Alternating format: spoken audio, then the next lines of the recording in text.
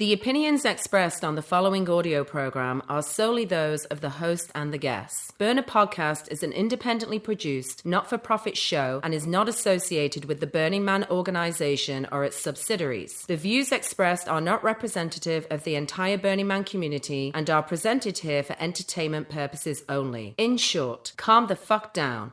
It's just a podcast. Episode number 51. We are over the 50 hump. It is 229 days till the man burns as of this recording. Been reading a lot about the shooting over at Playa del Carmen at the BPM festival that happened recently. For those of you who haven't heard, there was a shooting at the Blue Parrot nightclub, which was hosting a BPM festival event. BPM, if you're not familiar with it, is a premier techno and house event happening in Mexico, and lots of our friends, lots of people from the community do go. It's supposed to be a really beautiful atmosphere and environment. The mayor of Playa del Carmen is banning all electronic music festivals, which, you know, fucking laughable on the surface, because like a house music event is exactly where shootings always happen. She's taking a page from the Bush administration's book of, hey, we got attacked by a terrorist organization based out of Afghanistan, so let's attack Iraq. I'm certain, however, that there was some behind-the-scenes politics at play here. It's not a good look for that city's tourism industry when Americans are being killed. I think 5 people have been killed and 20 plus or so have been injured. Instinct tells you it's a cartel-related thing. The local blogs are saying the same thing. And we had a lot of friends down there. And usually in these situations, you hear about a thing that happened in some part of the world you don't know that much about. So people freak out on social media. And once you learn more, you're like, oh yeah, the incident in question was like a Mississippi River's length away from where your friends actually were. But in this situation, it was really pretty close. We have a lot of DJ and promoter friends, and BPM is a bit of a convention for industry folks, so eek, it is close. And so our hearts and prayers are with the victims and the families. But let's go ahead and get into today's show, which coincidentally also has some ties to Mexico. It wouldn't hurt to check out episode number 20 of this show before listening to today's episode. I mean, you don't have to. It's not like a Game of Thrones or anything. Like, you're not going to know who got, whatever. But it would help, because it was in that episode that we really got into Ibogaine and Iboga, which I can best describe as the African-rooted equivalent of DMT and ayahuasca. Ibogaine, those things I'm sure you know of. I mean, if you don't know what those are, it's kind of weird that you're listening to this show. Ibogaine, however, seems to be more directly aimed at treatment, as opposed to the fluffy floating on a cloud feels of general spiritual upgrading that ayahuasca seems to provide. Ibogaine has been shown to be incredibly effective in the treatment of addiction, especially meth and heroin addiction. Like ayahuasca, you dive into a multi-hour hallucinogenic journey, and upon returning to reality, find that you have shifted. Ibogaine helps travelers quit their addictions through visions and other universal downloads, and even seems to lower the physical withdrawal symptoms that addicts typically face when they've all of a sudden stopped using. So today's show is about what happens after. You've had the download, you've quit the meth, now what? And in a few moments, you'll be hearing the life story of today's guest, Charles Derek Johnson, who runs an Ibogaine Aftercare Center. The Aftercare Center is similar to any other sober living facility, but is focused on helping recovering addicts who have taken the Ibogaine journey. So, as always, we're going to get to know who Charles himself is and what brought him to this intersection in life before we get into the details of what the Aftercare Center is actually like. Charles battled heroin addiction himself, so there's definitely a whole harrowing chapter of that part of his experience. He's definitely a guy, I can tell you, just sitting across from him, you feel this great serene calmness. He's very confident. He is comfortable inside of his body. And he has that air of the kind of person who has traveled to the other side on multiple occasions and returned. So I really enjoyed hanging out with him. I was introduced to Charles through a previous guest of this show, Edward, who did the Combo Frog episode. Speaking of which, actually, Charles's voice is going to seem familiar to you because he was one of the voices you heard on episode number 49 about the Combo Frog. So we'll be speaking about the frog poison's capacity for healing as well on this show. So, let's go to, without further ado, I did it differently this time. Normally I say, let's get into it. Like, we don't say that enough times. Without further ado, today's episode is entitled Returning from Darkness. Ooh, so dramatic. I go by Mr. Arash, even though nobody calls me Mr. Welcome to Burner Podcast.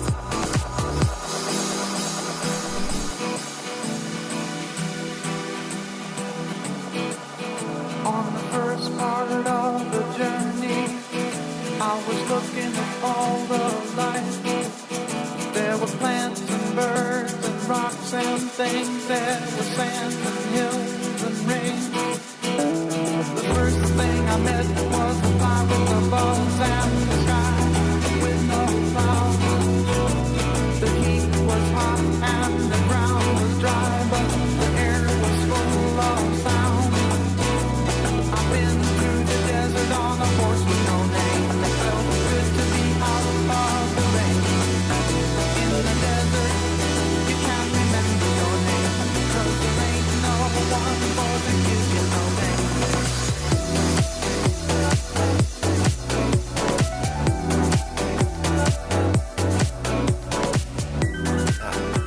So we're actually like in the Aftercare Center right now. We are. Yeah. This is, can we talk about where it is? Yeah. Okay. This is Carmel Valley? Yes. Okay. How did you end up here? How did it end up here? Well, we were looking for a place in San Diego about 6 months ago, and we were just looking all over to find, some house that kind of fit the bill.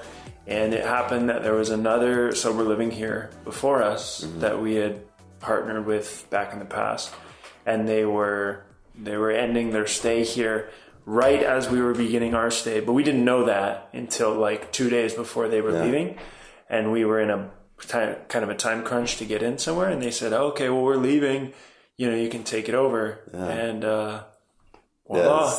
It's a beautiful neighborhood. Carmel Valley, for like listeners who aren't aware, is it's pretty kind of like upper scale neighborhood in San Diego. How many bedrooms is this house? 6. Yeah, it's pretty big unit. Okay, well, we're gonna get into all the background of that and stuff right now. Totally unrelated, by the way. I was just like looking at my phone and I realized I was reading this study recently. They found that they were testing how connected people feel to each other when they're sitting in a room. What they found is that when people left their phones outside of the room, the connections were better, even if the phones were off and they weren't actually testing like text messages or anything like that. Really? They had to be outside the room? Yeah, just the physical presence of the phone being in their pocket. People reported that they were feeling like the people that didn't have their phones in their pockets, they would meet in a room and they'd have a conversation, and they found that they would feel like a deeper connection with each other than the ones who had like the phone in their pocket. Yeah, that's interesting. I don't like having my phone in my pocket at all. I like carrying it in my hand if I can. Yeah. I don't like, it's like it's attached to you. Yeah. As soon as it's in your pocket, it's attached to you. It is. No, it's are you familiar with Ray Kurzweil? I've heard his name. Yeah, he works for Google now, but he's the big proponent of the technological singularity concept. The idea that his prediction is that by 2029 technology will just will merge. One. Yeah. There's an author I read, some science fiction, that they talk a lot about that. Yeah. The singularity. Asimov, is it? Well, yeah, Asimov. Yeah. I read a lot of Asimov. Yeah. What's his name? I can't remember his name off the top of my head. One of the features. Singularity is cool. I mean, the idea that, and we're seeing it with like Google Glasses and the contacts that are coming out. People are going to be able to get in and be able to like analyze their emails and stuff. I mean, it's just, Well, what he's saying is that we're already kind of doing it in the fact that we don't let go of our phones. Yeah. I mean, just because it's not physically embedded into our skin, it's still so attached to our day-to-day experience. Yeah, we're already biological machines. All they got to do is just make these phones into some organic material, non-metal, and then boom. I mean, they're either going to do that or we're going to start becoming more metal. Well, I think the other way around. I think they're going to start making everything. You just 3D print all your technology and you just embed it in you. That's so nuts. Like that's the fact that we're going to see all of that in our lifetimes. Yep. And because it's happening so rapidly. Yeah. And people have a hard time visualizing it, but it's happening so rapidly that it's simply illogical to assume that we're not going to see it. Yeah. And like for me, I think like that's what relieved some of my stress about not following my parents' life pattern plan. Yeah, it's dynamically changed. Now it's like every decade it's so different. I was reading yesterday about the guy that are going to change the heads. They're going to do the head replacement. Oh, wow. In 2017.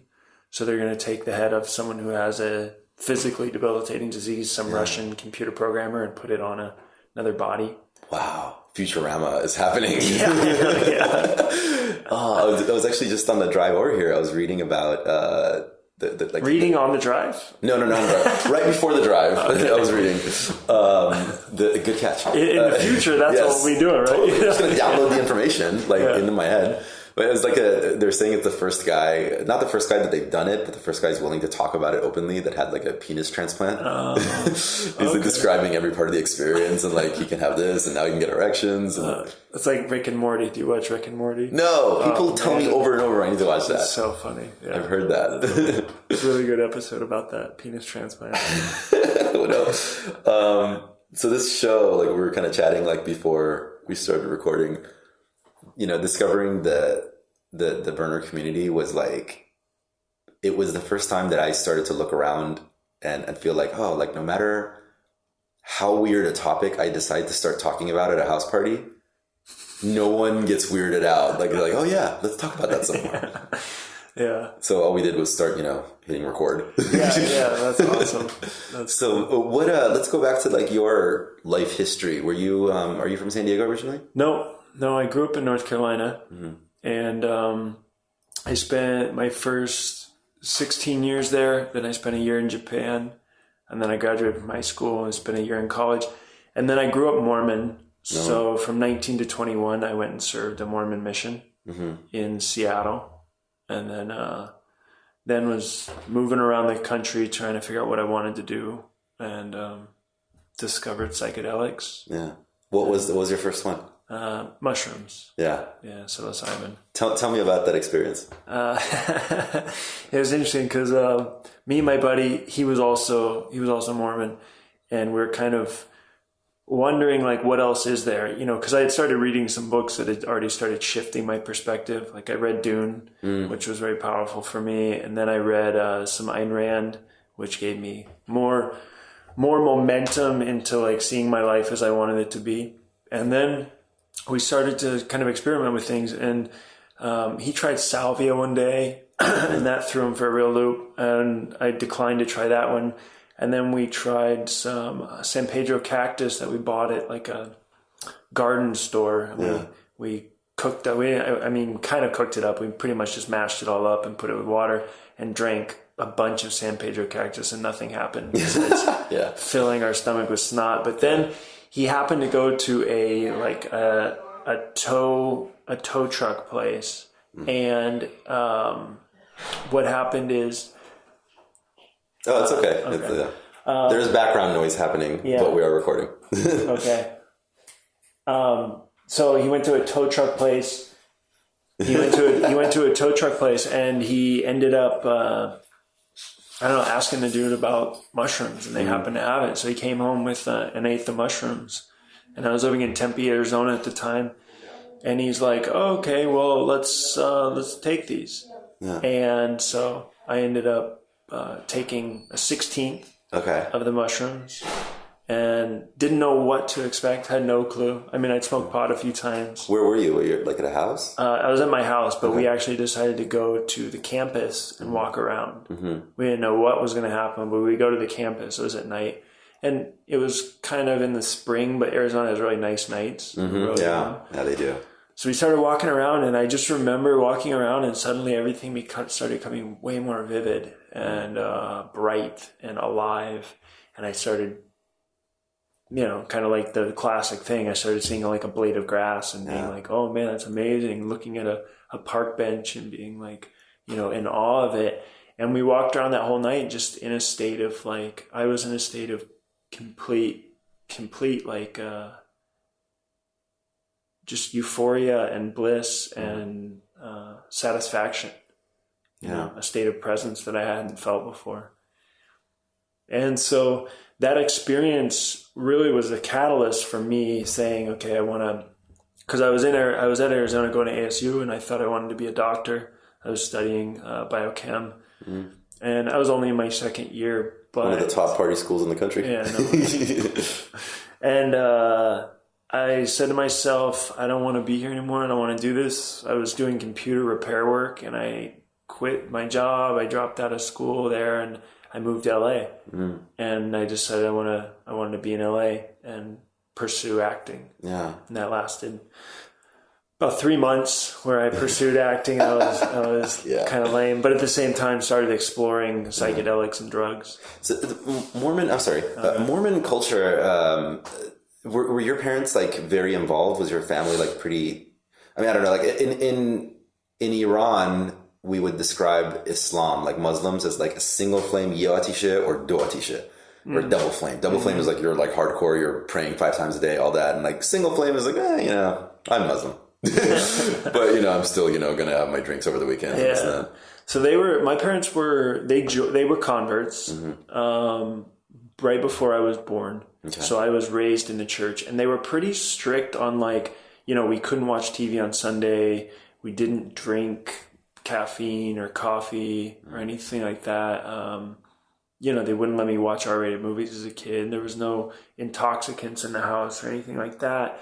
But they weren't like the type of people that were totally oblivious to the world. Like Mormons, there's certain types of Mormons that will just isolate and be in the Mormon culture, and that's all they know and all they do. Right. And in Utah, you see that a lot. People just that's their whole life. That's all their friends, that's all they have. Mm-hmm. But for me, I grew up in a place where I was the only Mormon in my town. So most of my surrounding influence was all non-Mormon, Baptist, Methodist, whatever. And religion really wasn't even an issue. Yeah. So I just grew up in like normal rural America. What was it that sold your parents on converting, do you think? I asked my mom about that. My mom said that it was the stability it offered, because she had two sons before I was born, and she, her and my dad and my 2 older brothers had been kind of bouncing around life, figuring out what they wanted to do, different jobs, different stuff like that. And my 2 older brothers were kind of like, just doing all kinds of stuff. My parents were the hippie type, they had like a mushroom restaurant, and they studied with Hare Krishna people, and they really kind of explored a lot of things.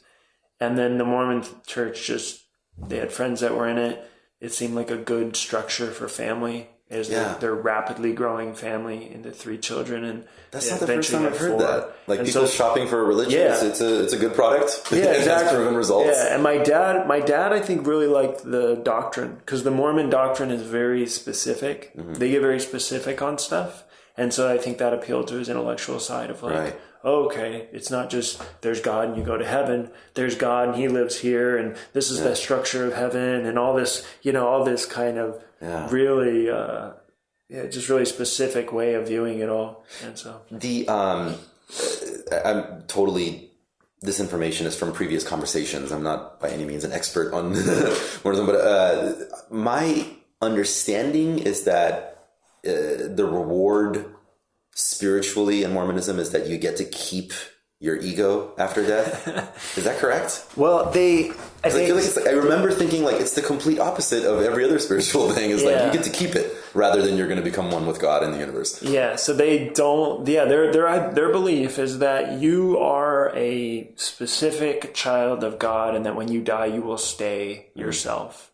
and that their big selling point is families will be together forever. So if you join the church, you do all the stuff, you're good, you blah, blah, blah, go through the temple, all that kind of stuff, you and your family will go into the next life together and still recognize each other and know each other as mother, father, son, whatever, all that kind of stuff. Yeah, I remember that part was so amusing to me. Like every other spiritual practice was saying, well, it's the oneness, it's the one energy, this, that. And they're like, nope, me. Keep ego. Yeah.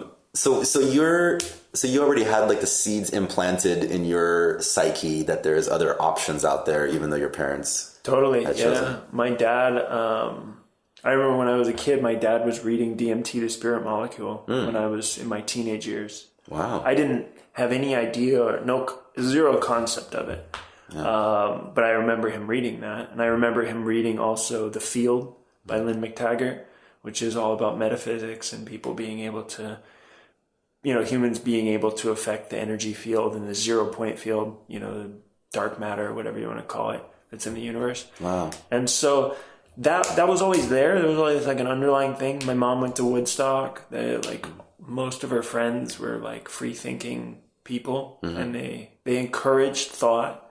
But at the same time, I'd go to church and I'd kind of have to learn this specific, very very catered religion. Do they still believe that? No.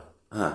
So it kind of served its purpose for a while. It served its purpose. They raised their kids. And No, that is I think people who are not maybe aligned spiritually with many of these religions, the Western religions, I think a lot of our thoughts immediately jump to, well, how could you spiritually accept this? Which part of you resonates with this? But I think the other part that a lot of times we skip out on is, and I've seen this multiple times I have a very close friend, for example, who I'm fairly certain got involved with the Mormon church as a survival tactic. She had children and not enough support coming from others. And it is a very supportive environment. There's a lot of community involvement. Yeah. Most Mormons I know have been very impressive people. They've done impressive things and they feel confident and strong. And they're diligent, arduous people. Yeah. Lots of integrity. Yeah, for sure. I guess part of the process is almost a filtering. Like, let's filter out anybody who's not willing to sign on to some of the crazy shit. Yeah. But if you're willing to sign on to that, then you're allowed in the fraternity. And you get access to the kegger. Yeah, exactly. Yeah. So after the mushroom trip, did you have spiritual or psychological revelations?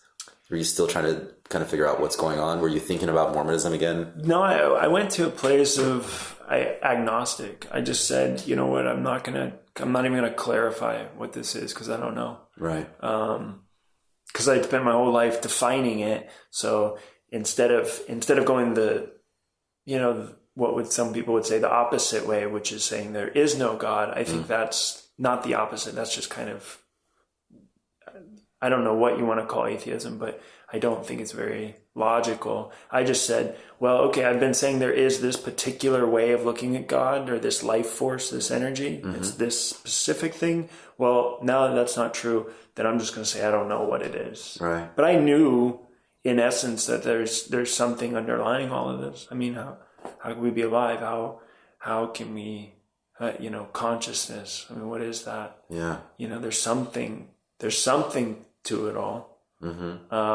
Even if it is like, there's no meaning, it's still, there's something that's animating all of this. There's something that started all of it somehow, some way. So I just said, I don't know what it is. What was your next big one? Your next big milestone, you think? Let's see. The next big milestone was. I can tell you this, like mushrooms, every time, and I'm a huge proponent. I try, like when I have them, I try to microdose at least once a week. Yeah. And I've generally noticed that I'm just more focused, more energies, just feels better. I feel more connected to spirit, for lack of a better description. Yeah. Actually, just last night, ate a stem and a cap, and that was it. Yeah. And it was just like, and a lot of times when you talk about mushrooms to people, like their immediate thought is that they have to eat an eighth and go to Neptune. Like, if I hand you a bottle of vodka, it doesn't mean chug it. Just have a shot. It's fine. Well, yeah. But yeah, it's really such amazing medicine, but it's still enjoyable, and you're still, I don't know, every single time I eat it, at first I have this thought of like, should I do this? And then right after I eat it, I'm like, I'm so happy I did that. The next day, I'm so glad I did that. Yeah. I would say the next one was probably when I did LSD. The first time I did LSD with my buddy, that was like the first really psychedelic trip I had, where it was very visual, and I was like, whoa, this is intense. Compared to what I'd experienced with MDMA or mushrooms or marijuana. So that was really intense. But I think my use of those medicines, what I regard as medicines now, when I first started using them, besides that first exposure, I spent the first 2 or 3 years just going at it like purely out of recreation and experimentation. So LSD to me was no different than experimenting with cocaine. Using MDMA, exploring MDMA in the mindset that I was at was no different than using heroin, because I was just trying to try it all. Totally. I wanted to try it all. It took me a few years after coming to some serious places in my life where I started actually viewing them in a very different way, how I do now versus how I used to. I would say I was very super immature with the whole thing. It's kind of like I went through my teenage years in my mid-20s with these things. That's definitely, when you start late, you'll go through that experience. But I guess also, like, for a lot of us, we've also had the experience of like starting, me personally, like, for example, I'm super happy that I started experimenting later, because I have a lot more balance. Like I meditate. I've been meditating, long enough beforehand, so I kind of know what's happening in my system. So it's interesting. I think, like, with your upbringing, though, perhaps like some of those things were still held back. So you're able to kind of let loose a little bit. Yeah, I mean, I had a lot of walls, a lot of mental barriers that I was still challenging and getting through when I was using those chemicals, and it was very much of a rebellion. Most of my life had been very strict, and purposefully I had been very strict with myself. I mean, when my friends were smoking pot in high school, I was the kid in the back of the car, like holding my breath and not wanting. I just didn't, because I have a personality of intensity. Because I was intensely not doing it, I made sure not to do that stuff. So then when I went to the other end of the spectrum, well, I just went, okay, I'm going to do all this really intensely. I was walking with a friend not too long ago at a festival, and he was on LSD, and we were walking like down this one path, and I think we ended up like by like the kids area of the festival. And he starts feeling like severely uncomfortable, and he's like trying to get out of there. And he's like, I feel really uncomfortable. There's kids here. And I was telling him, like, I remember my first time having that thought, but then eventually I thought about it. Like, if you think you're doing something wrong, then the psychedelic is going to like really turn the volume on that up right in front of you. I don't think I'm doing anything wrong by accessing another layer of consciousness, and that's all it is. And the idea that you're around these kids and you think you're doing something bad and like you shouldn't be around them, that's decades of social programming that's beaten into your head that you're rebelling, basically. You're not really having like, and it's not to say he's not having the experience, but that perhaps removing that barrier will continue to help that intellectual, spiritual experience blossom even further. But man, they beat so much of that crap into our heads. Oh yeah. Part of that is the process. Super conditioned. You said you tried to be an actor in LA? It was kind of like one of those things where... Was that more rebellion? It was attention seeking. Yeah. It was me being a teenager, then me being a young, in my early 20s and stuff, wanting respect, wanting attention, wanting fame, simply because I wanted to attract, energy to myself. Yeah. Which, I quickly learned acting was not something I really enjoyed. It was very mundane and repetitive, and it takes the whole, the magic of movies. You go on set for a little bit and you're like, oh, this is not very cool. Totally. No, I every once in a while I'll run into like an old friend, and she'll say, I'm pursuing my dreams of being a model / actress. I'm I'm like, well, those are two specific crafts. You want both, that just means you want attention. Yeah. And so that's how it was for me. It's like, I really wasn't passionate about acting. I just wanted to. It just looked really cool. Yeah, it looked really cool. I really like movies. But I didn't stick with it for very long. I was smart enough to go, no. It's like being a vegetarian and trying to open a steakhouse. So you said you ended up in San Diego. Yeah, so I spent 7 years in LA. That's where I went to UCLA. I went through a 3-year heroin addiction. Oh wow! And then how did that get introduced? Again, just wanting to try stuff. Some kids approached. Well, I started talking to a kid after class one day. We were a little bit older than all the other students, so we started to talk. And I told him about how I was interested in psychedelics. You know, at that time I was growing mushrooms, and I was probably once or twice a week I was doing something, having some sort of experience. And he asked me if I'd ever tried opiates, and I said no, I want to though. And he said, well, hey, why don't you come over to my house? And so I went over to his house. I tried some Norcos, some Vicodin. And I was like, oh, okay, cool. How does that feel? It feels like everything's good, copacetic, you know. You just become totally at ease and totally chill. For how long? For usually with those pills, it was about 4 to 6 hours, you know, that you have the high. And how is it different than like weed?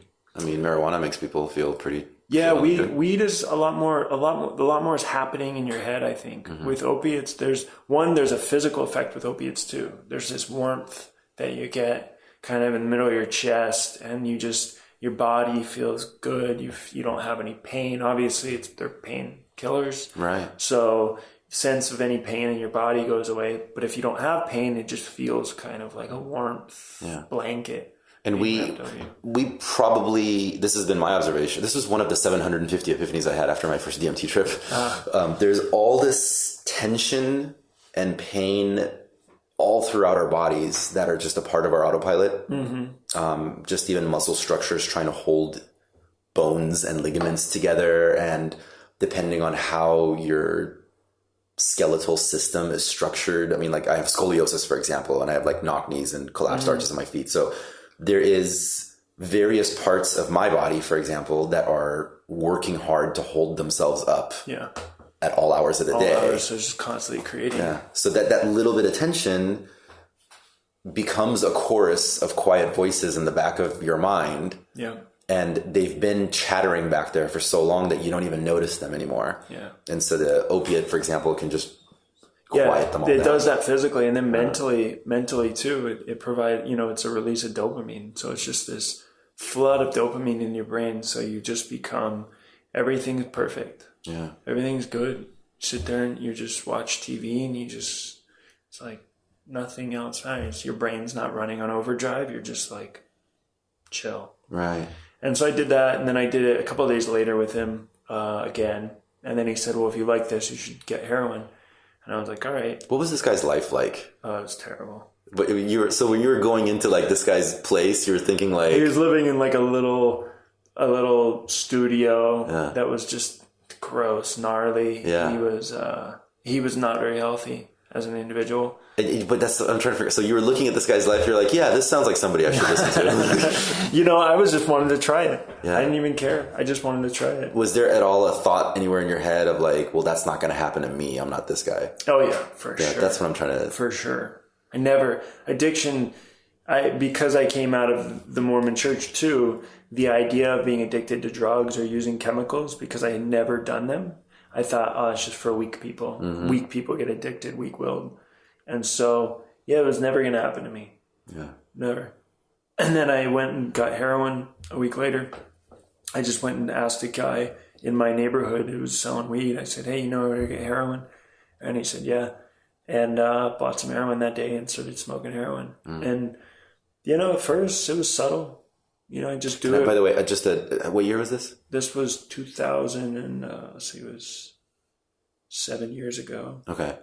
So, 2010. Amazing. Yeah. This is just an observation about how quickly our culture has progressed. I'm going to use the word progression. Because a lot of this situation was exactly the problem we had when we're pushing our substances underground. Mm-hmm.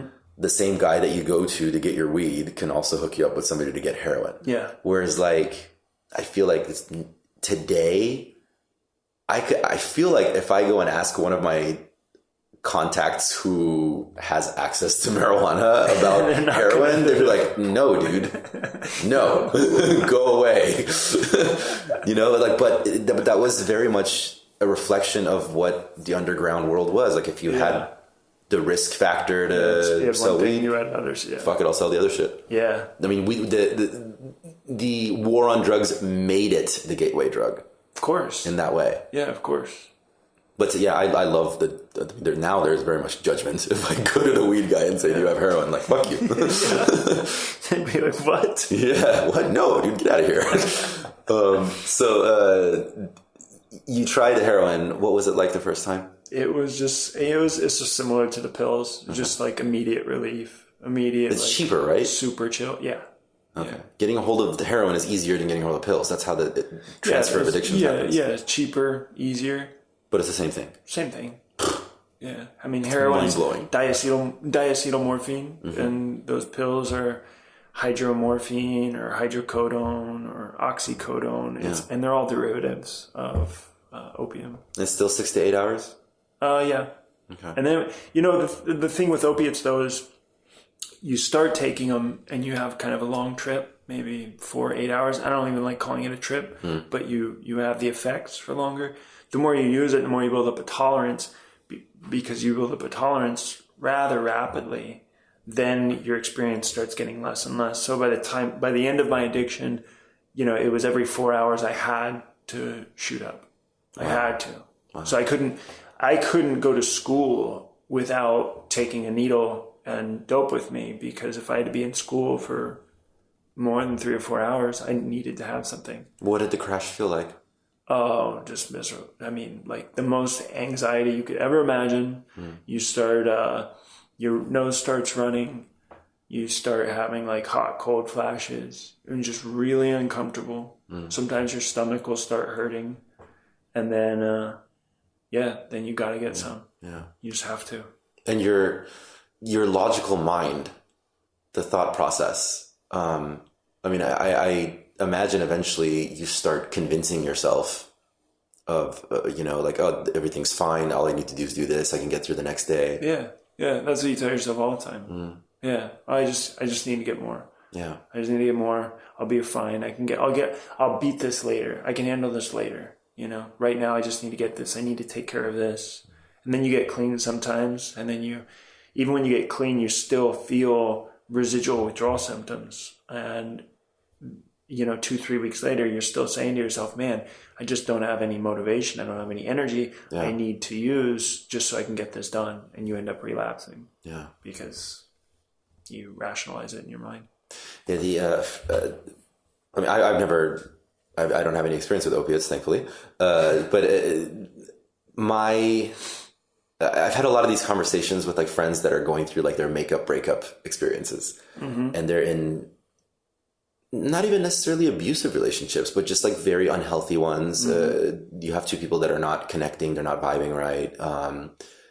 And one of the ways that I've had these conversations with friends to try to guide them through the experience, and using my own experiences, trying to stay with somebody who I should not have been staying with, is that it is very much the addiction. It's like you're all you know is that when you take this thing away, it hurts so much that you start rationalizing and justifying ways to put it back in. Yeah, and it hurts when you have it back. Yeah.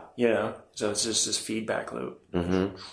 Over and over and over. And there's like this high that, even when using relationships as an example, the high that I would get from, we'd have this blowout fight, and then we'd have the makeup sex, and it was the most extreme high you could imagine. It was phenomenal. Yeah. And then, a week later, we have another explosive fight and everything's falling apart. And then you keep justifying it, and you have conversations with people. People are like, yeah, you guys should really break up. And you're like, no, but we're going to fix it this way. No, we're going to get to this later. We're going to get into couples therapy, but it just keeps getting worse and worse. Yeah.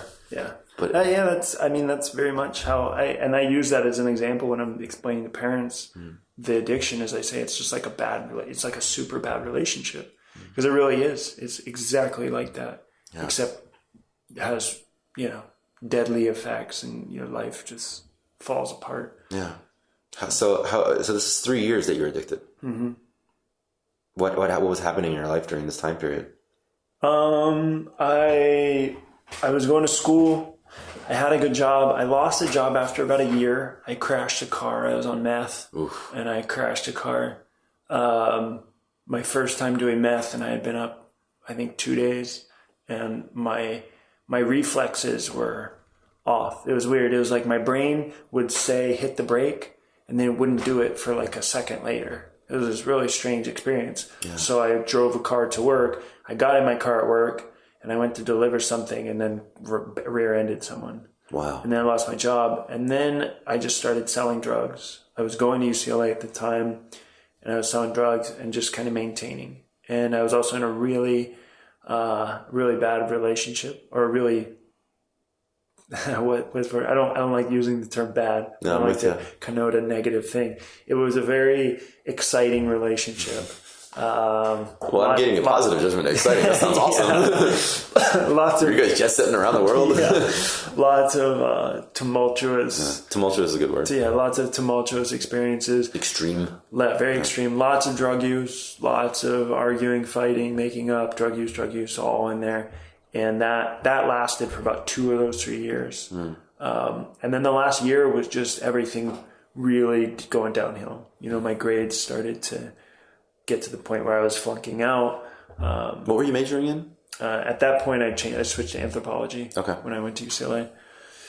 And so... Do your parents, do they know, do they have any inkling of what's going on? Yeah, I told them. That you have a heroin addiction? Yeah. Wow.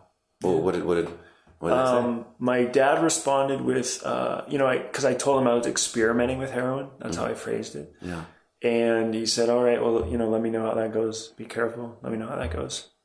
Okay, I had a weird look on my face right now, but that's actually, I feel like that might actually be the best answer you could have given. That was the best answer, absolutely. Especially for me, that was the best. Because if he lost his shit, it would have just pushed you further away. They didn't try to. And, I grew up in a state, in an environment where they weren't the kind of parents who were watching over me, like mother henning me. So that was just common course for them. Is like, okay, do your thing. Let us know how it goes. And I'm not the one to reach out. I'm not going to reach out for help. So it just was, they treated me like an adult, like you treat any adult. And my mom, she was just like concerned, but I always my mom was a nurse actually. And she had some past history and, in her family and stuff. She knew about addiction pretty well. And so she kind of was like, oh, okay, well, are you okay? Is everything all right? And I'd say, yeah, everything's fine. I got it under control. Don't worry. And that was it. We kind of left it at that. And I just did my thing. Wow. Yeah. Wow. So rock bottom? Rock bottom was getting locked up in jail in Las Vegas. I was... It's hard to get arrested in Las Vegas. I was stealing to make money. I was stealing from like Targets and Walmarts and stuff, stealing electronics. And I would take a little magnet thing and go take the locks off and steal electronics. And I was in Vegas for New Year's 2012. And my plan was to go out on the strip, take some acid, take some Molly, and have a good time. And obviously I was doing heroin too. Have a 2012, it was the Mayan calendar, New Year's, big deal. And about 3:00 in the afternoon, I get arrested coming out of a Target, cop coming in, me coming out, slams me up against the wall because I tried running, and spent the night in jail. And I got lucky because the only number I remembered to call was my ex-girlfriend who I hadn't talked to in 8 months. And she happened to answer the phone on that day. Wow. And to the officer who was verifying my story that I'm a UCLA student, all this stuff I'm saying, she says, yeah, that's all true. That's all true. So they have this thing called, they let you out in your own recognizance. Basically like, we trust you. You're not going to run or flee. You're going to handle the charges.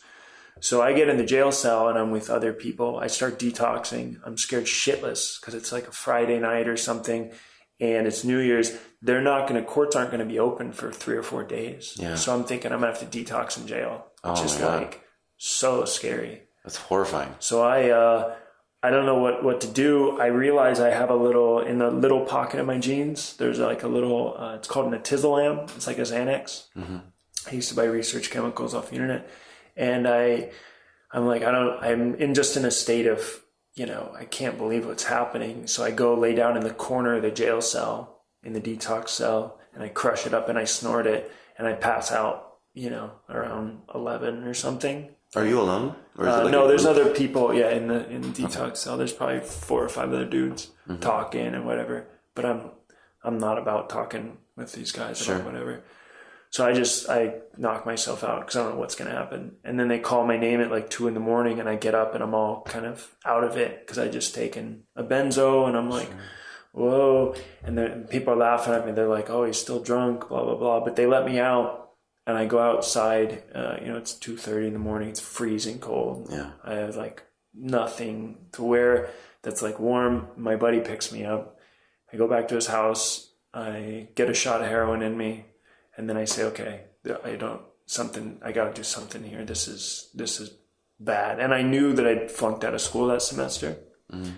So it was all crashing down. No money in my bank account, nothing. So I get back to LA and I got a check from school. That was the fine. It was a final check. I actually had to pay it back afterwards because I'd gone on academic probation, but they just filed stuff beforehand.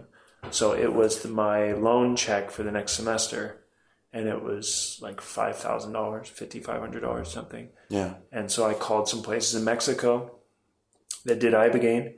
How did you find out about Ibogaine? Because I was really interested in psychedelics. I just read about it on Arrowhead years before. Yeah. But I never really gave it any attention. Yeah. I didn't think anything of it. Yeah. And then there was one point I was riding freight trains like 6 months before I did it, and I encountered a kid in Portland who was actually smoking DMT in a park in Portland. Yeah. I started talking to him, told him about my predicament, and he said that he did Ibogaine years before and got off heroin. So I kind of brought it up in my attention. Yeah. And then... You'd done DMT at this point? Yeah. Yeah. I was extracting my own DMT. Yeah. I had done DMT probably... I don't know, close to 100 times. Okay. I mean, there was a point where I actually used DMT to help myself detox. That's what I was going to ask. I went back home and I smoked DMT 2 to 3 times a day, in the morning, afternoon, sometimes at night. For about 3 or 4 days, I did that, and it helped me get through some of the withdrawal symptoms. Yeah. But you get kind of burned out smoking DMT that often, and it just got to the point where I was like not comfortable smoking it anymore either, because I didn't really like being so like strange. It made me feel very weird after that many days.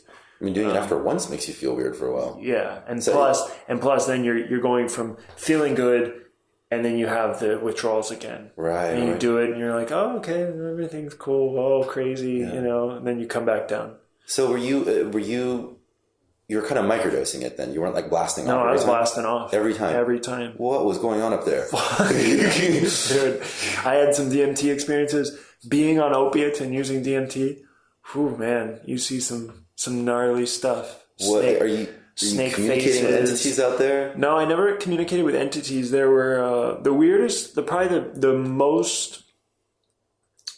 craziest experience I had was when I smoked with the ex-girlfriend with our tumultuous relationship, and I was using heroin at the time, and we smoke it. We're both sitting on the edge of her bed, and her face starts to change, and her hair starts turning into snakes, and she looks like Medusa, and they're writhing and moving like big snakes. Yeah. And her face turns into a skeleton, and then it starts changing into like a Barbie doll and all these different things, and then it just starts turning into like a Rubik's Cube and starts peeling back, and her face is no longer like any semblance of a human face. I'm just looking at this thing that's morphing in front of me into, vagueness. I don't know what it's becoming, but it's just... And I'm like, what the fuck is going on? And I'm just looking at her in total awe. Like, I don't even know what's happening here. So I realized with DMT, if you combine DMT with substances like methamphetamine or opiates, you're, as South Park says it, you're in for a bad time. Yeah. You're going to have a bad time. Yeah. It really, really turns the volume into the weird factor. Right. So. Wow. Yeah, it's, do you, I'm not saying, not necessarily the science of it, but do you personally feel that we are accessing a different realm through DMT, or do you think it's simply the brain? Those are synonymous. Okay. I think the brain is a conduit to everything, right? It's this radio dish to the universe, and I don't not believe in anything. Yeah. So, parallel dimensions, all that stuff, it's totally. Like, I wonder, like, do you have any thoughts on maybe the entities didn't want to communicate with you? Yeah. Yeah, you're like, this guy's a wreck. Well, that's the thing is, that's like, something. Let's just wait till he, it's like the guy sleeping on your couch. Like, just wait till he wakes up and leaves. Like, just everybody ignore him. Yeah, I mean, as many times I did DMT, as many times I've done ayahuasca as well. Now, I still haven't had that experience where I've communicated with entities, but it's because I think a lot of my cynicism, deeply embedded programming of being a cynic and being a non-believer in the supernatural, prevented me from really connecting to that space totally. So my DMT trips were very, very vivid, very, I was in my Legoland dream world where everything's hyper real and colorful and shifting and changing and everything. But there was never something out of nothing that just appeared. I'd close my eyes, maybe I'd see a face of a woman or something would come, but there was never distinct machine elves talking some weird language or whatever.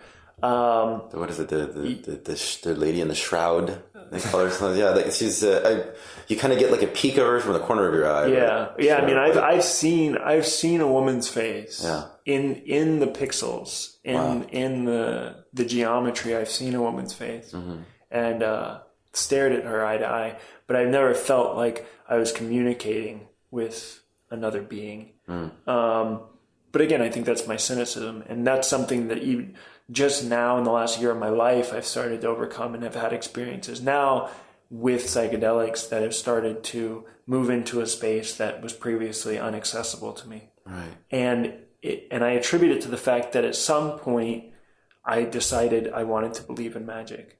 When I made that decision, even though I didn't believe in it necessarily, I made that decision, I set that intention, and gradually it's been forthcoming in my life. So.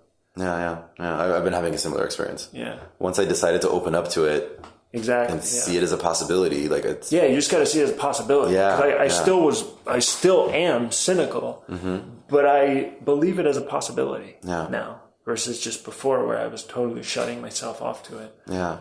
Well, most of the time when I have conversations with people who are vehemently against it, and I want to say they will lean.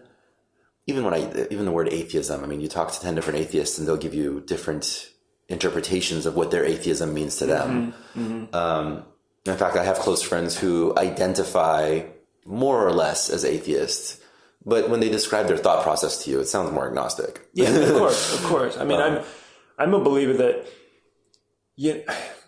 I think atheism is just kind of that immature, that rebellion. I'm not going to believe in anything kind of thing. I think popularized atheism is. It is this aggressive, there's anger. There's a lot of anger. It's totally shutting yourself off because you feel like you've been tricked or cheated. Right. And so you're just going to go the other way. But it's a matter of access the way I see it. If you look at the human subconscious, I would describe as let's say it's your house.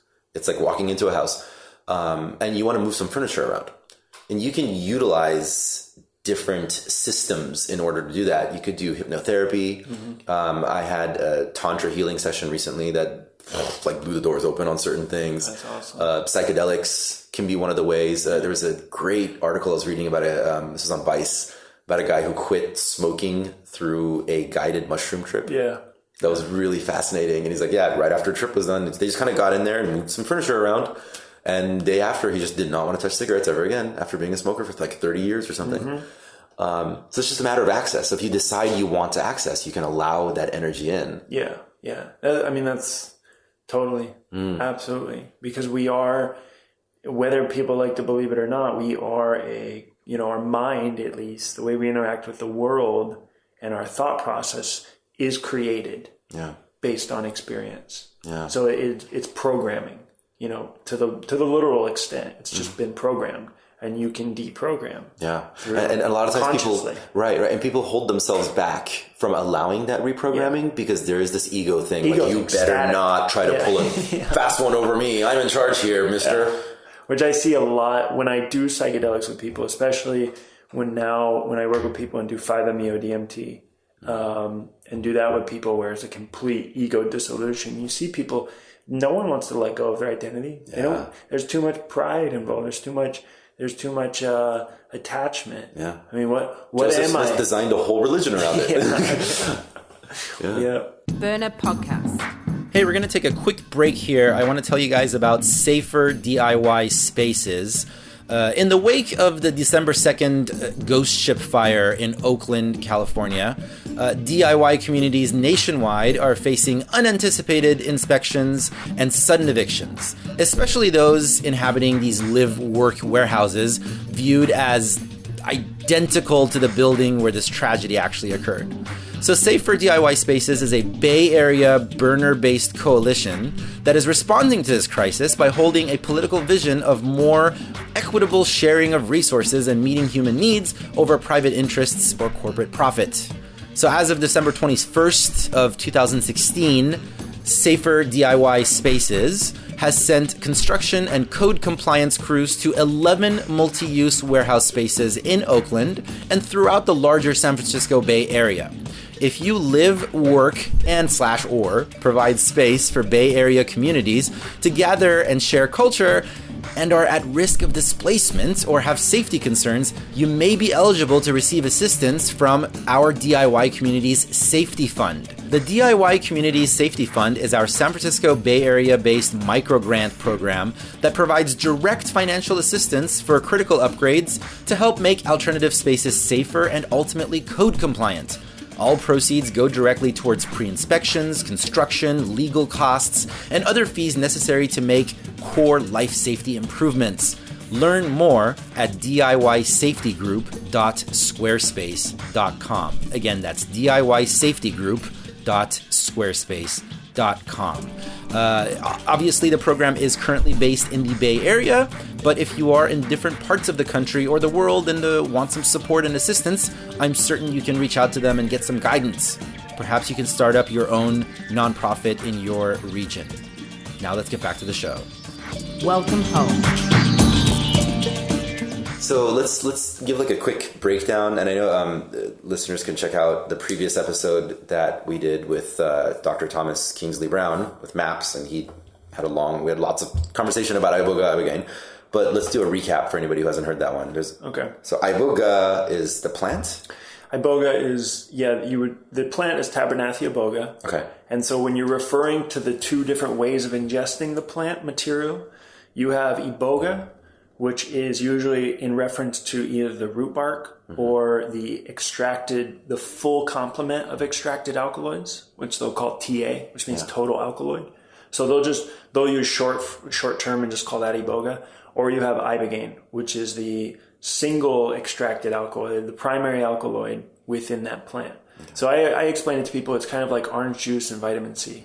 Orange juice is iboga, and then vitamin C is Ibogaine. Okay. It's like DMT and ayahuasca. Exactly. Okay. Yeah, very similar. Okay. So Ibogaine typically is used for people that are coming out of addiction, that are needing to get over a opiate addiction primarily, but also stimulant addictions, crack, cocaine, methamphetamine, alcoholism, and people who just want spiritual experiences. But it's less common for people who want spiritual experiences. Most of the time they prefer to do iboga because iboga has the 13 alkaloids from the plant, which add certain elements, that they would they would feel that they're getting more of the spirit of the plant.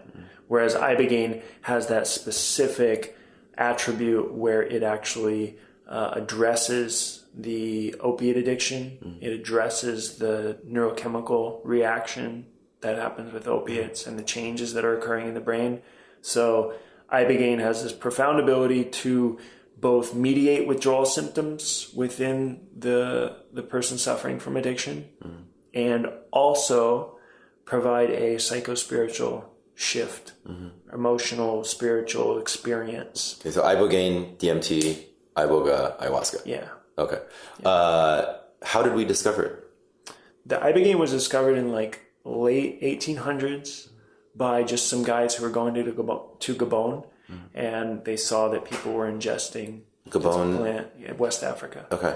They saw that people were ingesting this plant as part of their tribal rituals, so they check it out. They find that there's this indole alkaloid, this tryptamine, Ibogaine in it. So they're like, oh, cool. So then in France, they market a product called Lambarine in the early 1900s, which they actually use not as a psychedelic, but as a stimulant, as a mood enhancer. Okay. Because Ibogaine has profound, it has really interesting properties as a stimulant, as a long-acting stimulant without providing a type of high.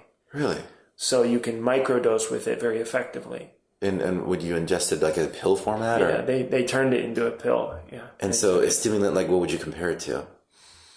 Oh man, I don't know if there's anything that you could compare it to because it's not. I mean, like caffeine? No, it would be like taking a small dose of LSD. Okay. You know how if you microdose LSD or psilocybin, you get kind of a stimulant-like property. I mean, you're not going to fall asleep. You take a small dose of LSD at night, you're not going to fall asleep. And anyone who's done an LSD trip, towards the end of it, you're not sleeping, right? It's challenging to sleep. Ibogaine contains that same thing, except it's, longer, it's a little bit more powerful. Interesting. So, yeah. Okay.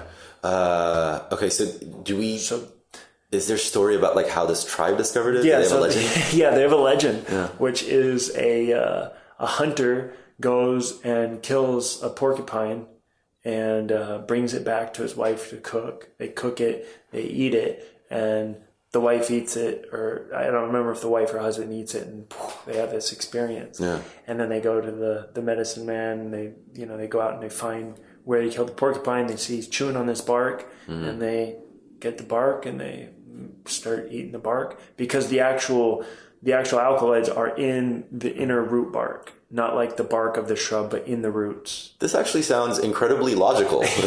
Well, people always ask me, they're like, how did they discover 5-MeO-DMT or mushrooms? Or they were eating whatever, man. Yeah. Early hominids were throwing stuff on fires and eating whatever. Well, ayahuasca is a trippy story because, I mean, like, of all the tens of thousands of plants, you had to find the inhibitor and the active ingredient, and somehow they knew how to brew these two together. And, I guess like when you ask them, they say the plants told us. Yeah, the plants told us. Yeah, and it's like, well, fuck.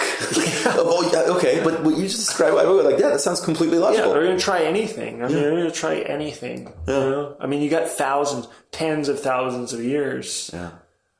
That's a lot of trial and error. You got to imagine, there's no internet, there's no phone, Facebook. You're sitting in the fucking woods. Yeah. What else are you going to do? There's a bunch of trees around you. You're going to try stuff. Yeah. The hidden history of humanity is like all about psychedelics, and we just do not talk about it. Yeah.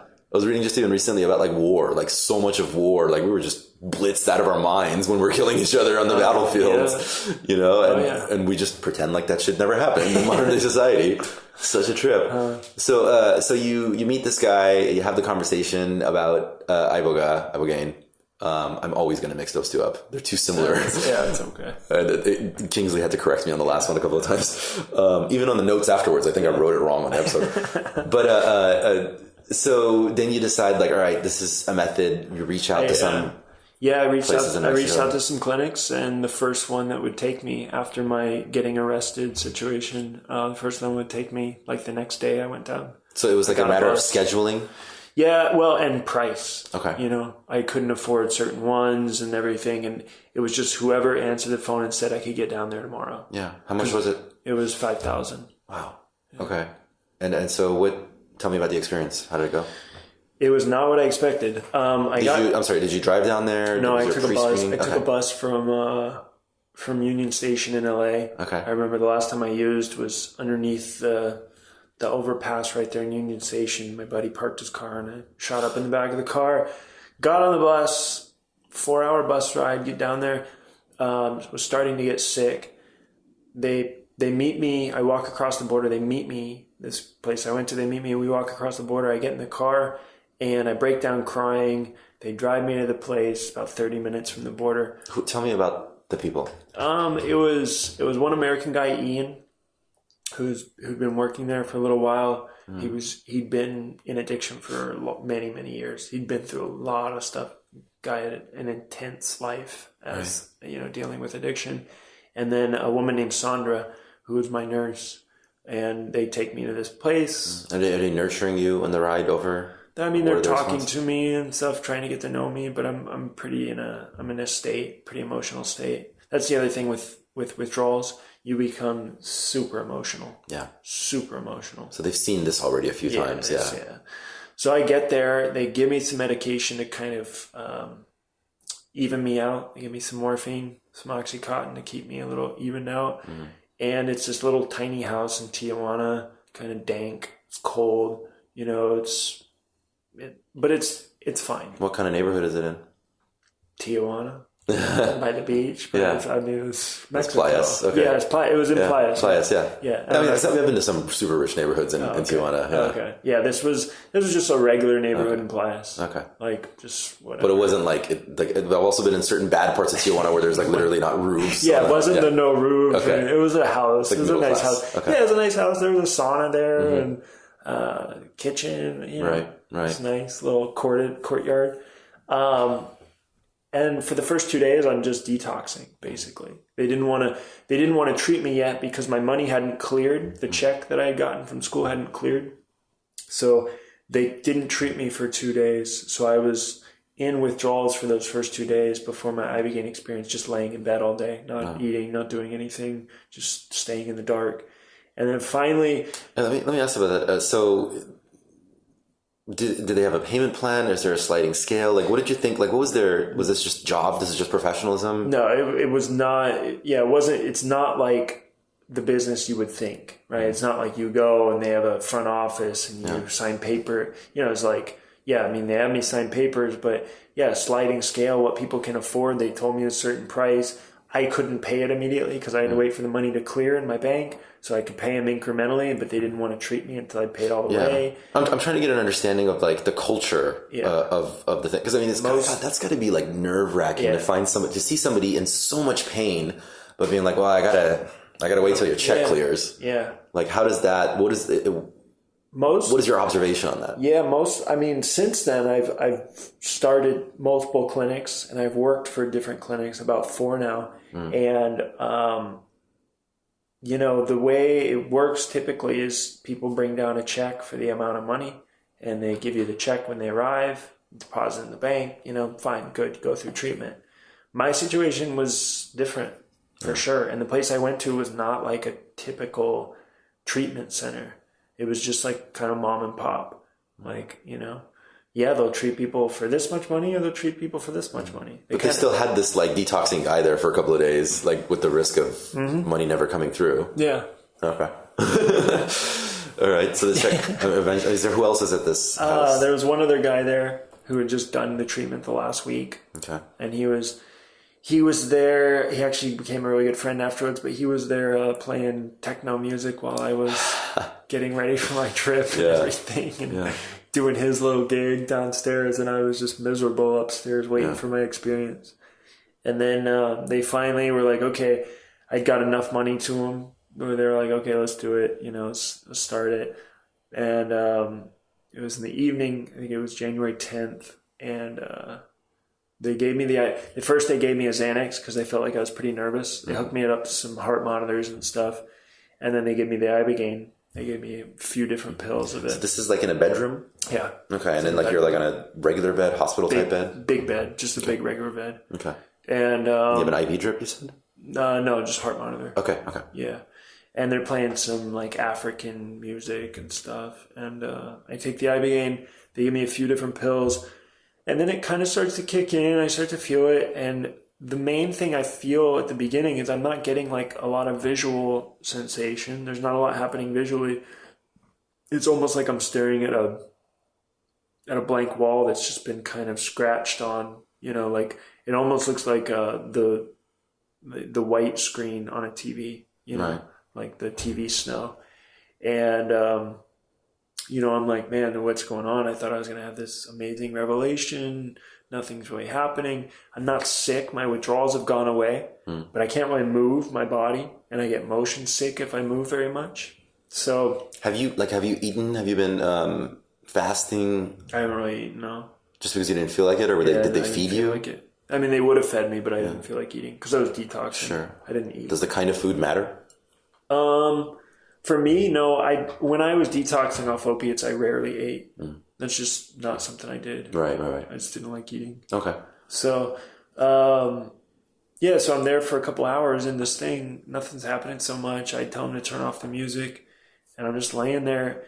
I have a good purge, really good purge, where it's like buzz saws in the back of my head. It's all red. You know, I'm seeing red, and purge meaning like vomiting and letting everything out. Yeah, but there's nothing in me. So it's just this really acidic bile, like, and it's all red. All I'm seeing is red. It's coming out. You know, I don't know what is actually coming out. I'm in the state, my vision's pretty blurred because the Ibogaine makes your vision super, super blurry almost. And, like I said, it's like there's like chainsaws in my head pushing me. So I'm purging, and then I stop, I'm done purging, I kind of lay back, and I'm just pretty miserable. I'm like, I don't know what's happening. Did I just waste all my money? And it eventually gets to the point where something happens, something clicks. I don't know why it happened. I don't know what prompted it, but it just, in a moment, I just understood. And the understanding, the epiphany was that I myself was the cause of my own addiction. You know, I owned it. I hated who I was. I owned and accepted my own self-hatred. And it was in that moment where I accepted all that self-hatred and resentment against myself that it washed away, it flooded away. And I just was weeping. And in that space, not visual. This is all not visual. This is all just you're aware that you're in the room. Yeah. Okay. It's all just internal. And as I'm weeping, as I'm feeling this self-hatred come out of me, in that void comes the self-love. And that's really the end of my experience. I don't really remember anything after that. Wow. And then I come to the next day, and for about 2 days, I couldn't sleep. I couldn't eat very much. And I was really tired, super exhausted. Yeah. Like a truck hit me. I couldn't do anything. You find that that's, not quite at that extreme level, but it generally feels like after psychedelic experiences, you need rest. Yeah, totally. More than just like a regular night. Totally, for sure. This is like tenfold, multiplied, big time. Right. Because you're also coming out of the withdrawal-esque thing. But then I finally got some sleep. They gave me some medication, helped me sleep, and I woke up the next day and it was like brand new. Wow. And it was roughly 2.5 days after my Ibogaine treatment, and I had no withdrawal symptoms, and I was like me again. Yeah. It was, a miracle. And then it was that same day that the guy that was there, 0 withdrawal. That's amazing. Yeah, it was crazy. And I'm one of the fortunate ones to have that experience. Some people still have residual stuff going on, but I think also that has to do with people holding on to expectation. They expect to feel that. They either expect it to fix everything or they expect themselves to feel it. I had 0 expectations because for me, I was willing to kill myself if it didn't work. If it wasn't going to work, I was going to shoot myself in the head. I was done living in addiction. I just couldn't. Because I was going to ask you about that earlier. Because I always remember years ago having heard like Dr. Drew had said that in dealing with addiction, what he had found is pretty much the only way that people will even have the discussion of quitting is if their rock bottom moment is that I'm going to die. They accept the possibility that death is imminent. Yeah. Other than that, they'll keep finding ways to bounce back. And so, it sounds like there was at some level that thought was in your head. That even it was going to be at your own hands. Yeah. Death was on the table. Yeah. I mean, I had overdosed a couple of times in the last 6 months and before doing the Ibogaine. And I knew that it was going to happen. I didn't even want to continue. I was so sure that it was not going to work out. What happens in an overdose? You just go out. Okay. I mean, you do a shot of heroin. It's too much. The first time I did it, my body lit on fire, like pins and needles, they call it. And my whole body became like inflamed with this intense pain, every cell of my body. Right. And then nothing. Yeah. And then I come to 10, 15 minutes later and my buddy's kind of like over me and he's like, oh, thank God, Yeah. And I'm like, what happened? And he was like, dude, you weren't breathing for, 5-10 minutes. Wow. And it's not that you're not breathing entirely. I mean, some people don't breathe at all, but normally it's just really, really shallow, sporadic breathing, maybe like once a minute. Right. Once every 45 seconds. Yeah. So back to the Ibogaine. So how much longer do you stay in the house? As soon as I get better, one day and I'm gone. Yeah. Back to LA. I get back to LA. What do you think? It's a new lease on life. Yeah. I went back to school and I was so excited. I walked around every day with the biggest smile on my face. Yeah. My friends all said I looked like I had fairy dust on me. It was like a complete shift. I mean, the total 180 in the way I was viewing life. I went from being totally trapped to a, destructive, life-threatening issue to suddenly free. Yeah. And, when that happens, it's like, how else could you be? So at what point did the Aftercare Center, when did this idea come to pass? It was interesting. So my friend at the Ibogaine place, he said, hey, we should do this. Start an Aftercare Center? No, just start an Ibogaine clinic. Oh, okay. So that was what I first did is I went back to LA and as I was getting my life back together, I built a website and started advertising to people, friends and family. And we started taking a few people down to Mexico and having the same people that treated us, the nurse, treat those people. And I cooked and cleaned and sat in with the Ibogaine and did all that. And I did that for a few months. And then I got recruited to work on a bigger center that was starting. And I did their marketing and sales. And bigger center in Mexico? Well, yeah, some people came along and they wanted to start one. Okay. And they had some money. And they needed someone to do the sales. Yeah. And my passion and my experience with sales, with both selling religion and also other door-to-door sales jobs and things I had in the past came in handy. So, I never thought about that. Mormons are trained. Yeah, I was trained to already. be good at sales. That's fucking awesome. So then I found my passion because I was like, oh shit, I love this. Yeah. The people that wanted to start the center, were they people who had dealt with addiction themselves? Like, something they felt strongly They about? had, but they weren't. Those first few people that I worked with, those first few business partners in the first couple of years, did not have the same intention that I had. They didn't have the same kind of revelatory experience that I had. What was their intention? To make money. Really? Yeah. I just feel like there's easier ways to make money. Well, they think the opposite. They think the opportunity, because there's so many people suffering from addiction, and because Ibogaine is such a amazing medicine that it's like, oh, duh, I'm going to make millions of dollars doing this. And then quickly they learn that working in addiction is like the hardest job you could ever ask for. Yeah. And there are every other way to make money is probably easier than working with people in addiction. I feel like on top of that, you're dealing with people that typically don't have access to a whole lot of money. They've burned a lot of bridges. Yeah, burned a lot of bridges. They spent a lot of money on typical rehabs, stuff like that.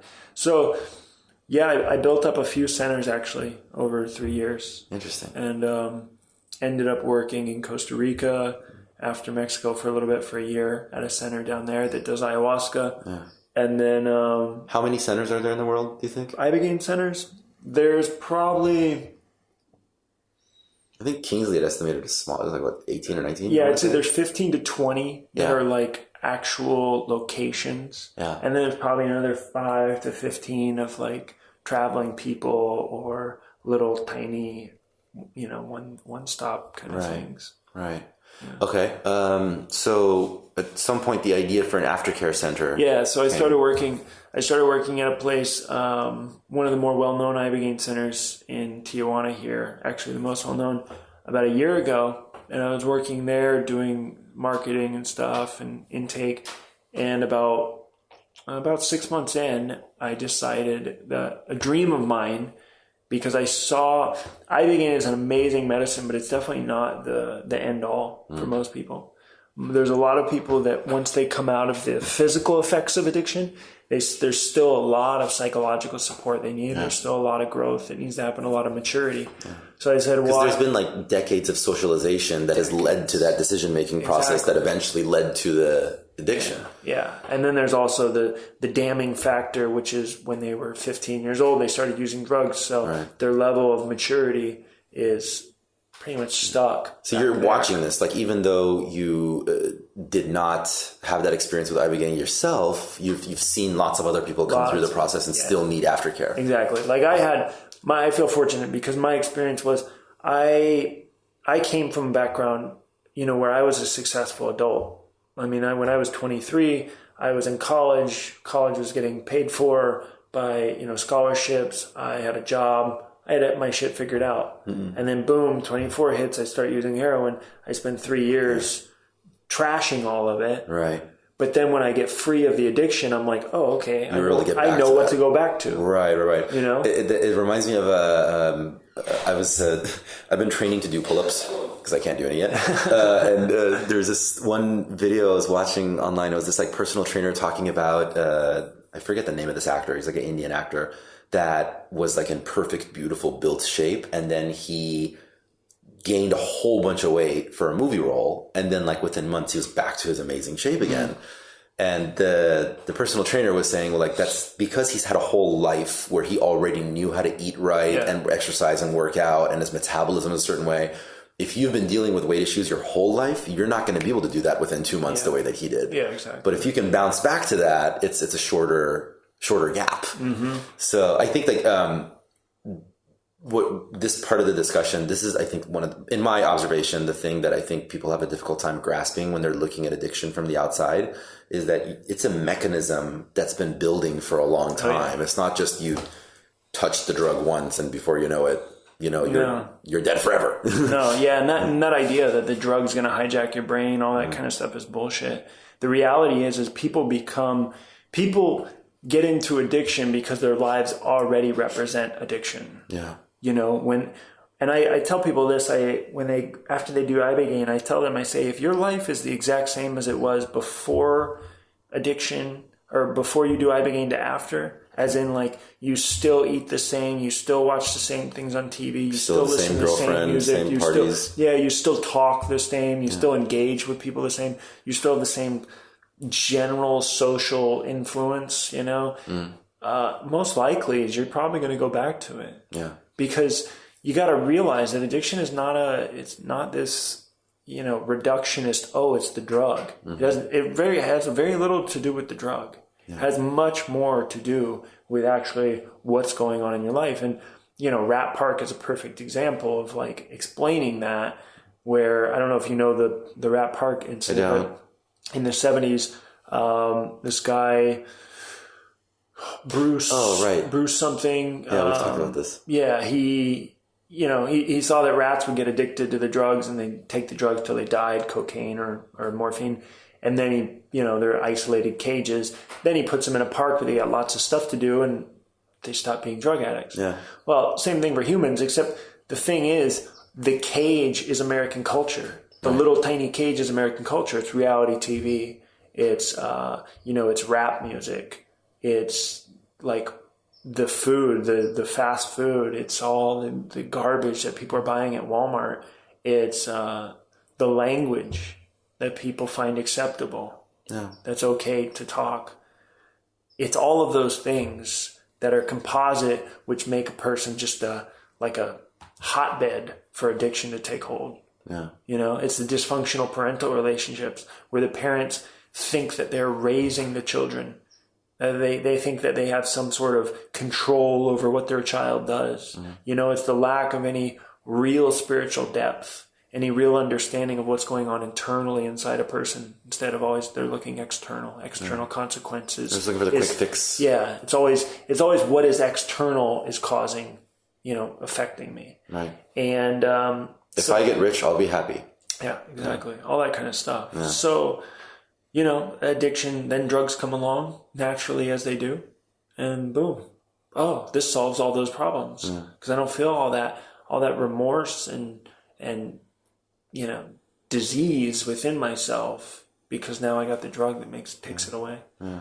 And so so the aftercare, spawned out of that, out of me seeing that over and over and over. I see people go through Ibogaine and I see them come out and they're still much the same person and they don't want to change most of their life. Right. Their life habits are the same. Yeah. You know, I even said another example of that that I've experienced is like with DMT. Like a lot of people will want their ayahuasca or DMT experience because they're expecting to all of a sudden overnight become super spiritual. And I've even had I've even known a couple of friends who like don't want to do it because they're like, no, I don't want to become like a hippie. Okay. But what I found was my spirituality was on like dial-up modem. Yeah. And then like DMT turned it into cable speed. Yeah. But you have to sort of be on that path already.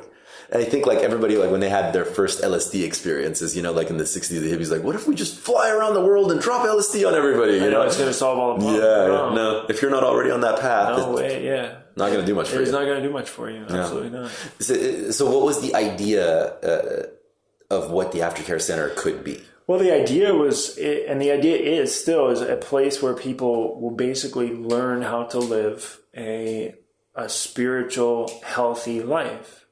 And I know that word spiritual, everyone kind of gets, there's an automatic reaction, to hearing spiritual. But to me, spiritual just means coming in touch with oneself, you know, spirit, yourself, your soul. You can call it soul, spirit, whatever. But we all recognize there's something inside us deeper than just our flesh and bone.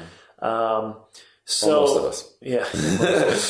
So my goal has been to create a place where people can learn the necessary tools, the practical tools, as well as the integrative understanding so that they can take their medicine experiences and their addiction experiences and be able to compartmentalize it and really recognize it for what it is. Because as I see it, addiction can be one of the greatest motivating factors in a person's life. Mm-hmm. Just like the person who survives cancer can use that as a tool for them to go and conquer the world and do what they want, or the person who goes through a really terrible relationship or loses their loved one and then it inspires them to do something great. Totally. Addiction can very much be that for anyone. It's just the choice. It's the recognition and saying, this is what I want it to be. Absolutely. Most people, though, try to look back on it as something that's bad.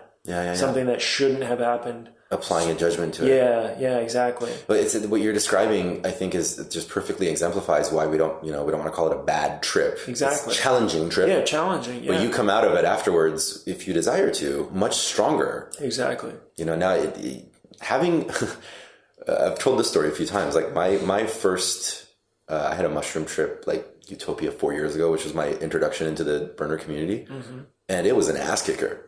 But it was like completely what I needed, you know, like very much after that weekend was done. I'm like, man, thank you for that. Like I needed a gut ego check in order to allow all the beauty here in. And I wasn't ready to at that time. Yeah.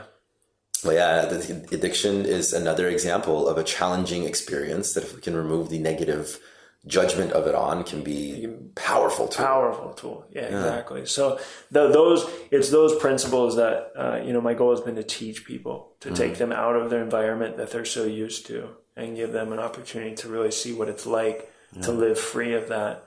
And like I said, practically too, like what you eat, what you drink, the way you speak, the what you listen to, on the radio or music you listen to, the things you watch on TV. What was the first incarnation, the physical incarnation of the Aftercare Center? It was here. It was very small staffed. It was, let's take them to yoga, go to the gym. We'll try to cook healthy food. Who's we? Like how many people? There was like 2 people. Okay, so you and one other person? I wasn't even here at the beginning. Okay. I started it, and I made the business and stuff, but I was still in LA at the time. I hadn't moved all the way down here because I had other people that I felt could take care of it. So you were doing like the paperwork and the marketing. Yeah. Okay. I was, setting up the website. Doing all that, and I thought, This is a house in San Diego? Yeah, this is here. Oh, this house that we're in right now. This is here. Yeah. Okay. And, the first iteration was we took some people and we put them into the sober living that was here already. Okay. And then we would come, some of my employees would come and then take them out to do things. Okay. Right? And that was how it first started for about a month. So is it traditional sober living home? It was. Yeah. Okay. But we brought in our people as well. So this mix. Yeah.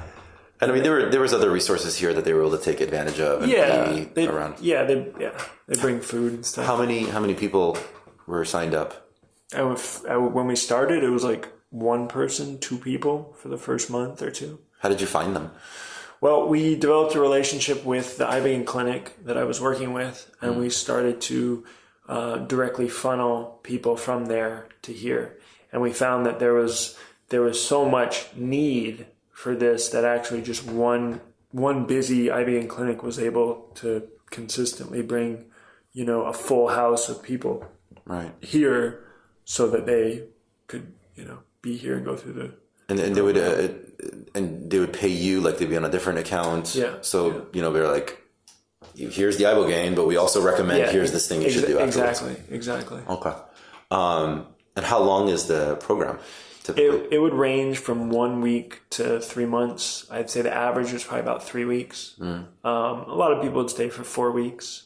And until they just feel they're ready? Yeah, until they feel they're ready or, that was what they could afford or what they felt like they needed. You know. What would one expect coming into it? So like now, let's say I've had my addiction. I've been through the Ibogaine experience. Next thing I do is I come up here. And am I bringing my sleeping bag? Like what's... No, I mean, you're bringing just your clothes and stuff. And then you come here and it's like a normal, kind of, I call it an intensive sober living. You have your bed, there's a chef that's cooking food, there's staff here, there's a resident advisor who's here at all times, and then we have staff that come in throughout the day to take you to do activities or whatever. So it's like you get here, you wake up in the morning, you do meditation and breath work, and then you go through a discussion about whatever's going on that day, what people are dealing with. Then there's some free time, and then it's go to yoga, and we... Oh, it sounds so nice. Like, I'm not even dealing with addiction, and I want to do it. Exactly. That's what I said. That's what I thought to myself. I thought, man, this is like, my ideal was to create what I do in my normal life. Yeah. Like, create what my practice is, what I've done. And so, I go to Kundalini Yoga, come back, have lunch, and the meals are awesome. Awesome chef cooking beautiful meals. There's no red meat, reduced dairy, like just trying to keep it very clean and good. Alkaline water from Carlsbad Mineral Springs, like all the, all the nice stuff to pay attention to.